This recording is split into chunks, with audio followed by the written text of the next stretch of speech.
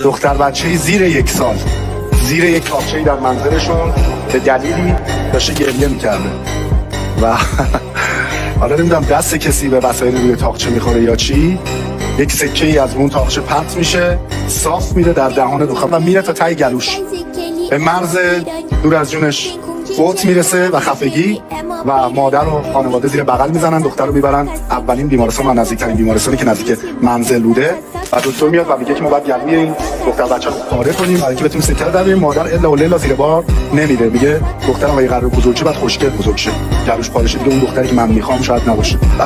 ورش میدارن و این دختر سوار ماشین میکنن. تو تمام مسیر برای رسیدن به بیمارستان دوم به این بچه کره میدن که کرش سر بده این سکه بره پایین. کره سکه رو میبره پایین و این دختر نجات پیدا میکنه و در آینده بازیگری میشه که ما امروز مفتخر به میزبانیش هستیم.